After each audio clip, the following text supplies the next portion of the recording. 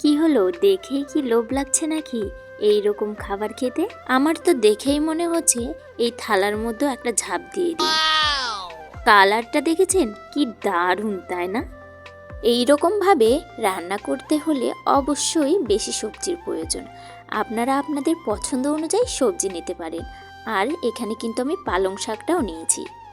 প্রথমে মুগ ডালগুলোকে একটু নাড়াচাড়া করে ভালো করে ভেজে তুলে নিতে হবে। দেখুন, মুগ ডাল কিন্তু আমার একদম ভাজা হয়ে গেছে। আমি মুগ ডালগুলোকে উঠিয়ে নিয়েছি। এখন কড়াইতে দিয়ে দিচ্ছি কিছু পরিমাণ সাদা তেল।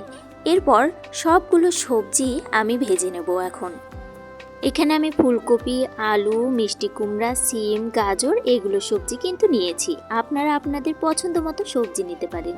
এখন পরিমাণ মতো কিছুটা হলুদ গুঁড়ো আর পরিমাণ মতো কিছুটা লবণ দিয়ে দিলাম। এখন সবজিটাকে একটু ভালোভাবে ভেজে নিতে হবে। সবজিটা কিন্তু একদম ভাজা হয়ে গেছে। এখন সবজিগুলোকে আমি একটি থালায় উঠিয়ে নিচ্ছি। এই রান্নাটা কিন্তু সম্পূর্ণ নিরামিষভাবে, একদম সবসময় তো পেঁয়াজ রসুন দিয়ে খিচুড়ি খান, এবার না হয় একটু নিরামিষ খিচুড়ি খেলেন। কড়াইতে দিয়ে দিলাম কিছু পরিমাণ সরিষার তেল। এখন দিয়ে দিচ্ছি কাঁচা মরিচ, পাঁচফোড়ন, শুকনো মরিচ আর তেজপাতা। এখন খুব ভালোভাবে ফোড়নটাকে একটু নেড়েচেড়ে নিতে হবে। আর দারচিনিও কিন্তু দিয়েছি। ফোড়নটা যখন ভালোভাবে ভাজা হয়ে যাবে তখন এখানে ধুয়ে রাখা চাল আর মুগ ডালগুলোকে দিয়ে দেবো। আবারও পরিমাণ মতো কিছুটা হলুদ গুঁড়ো আর পরিমাণ মতো কিছুটা লবণ দিয়ে দেবো। এখন চালটাকে খুব ভালোভাবে কিছু সময়ের জন্য ভেজে নিতে হবে।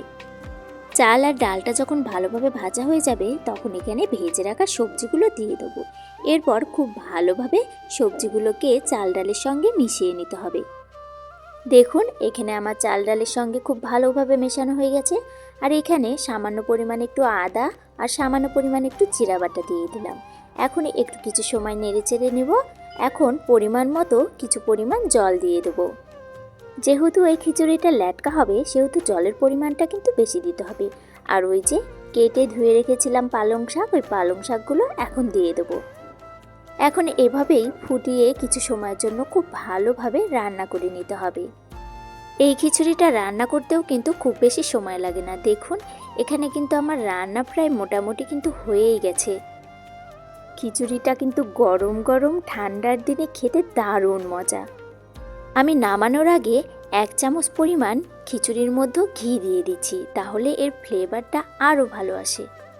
তৈরি হয়ে গেল মজাদার কিন্তু ল্যাটকা খিচুড়ি। এই খিচুড়ি খেতে কে কে পছন্দ করেন?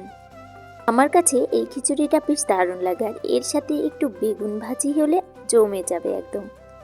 তাই আর দেরি কেন বন্ধুরা, এইরকম ঠান্ডার দিনে গরম গরম ধোয়া ওঠা খিচুড়ি খুব তাড়াতাড়ি বানিয়ে ফেলুন।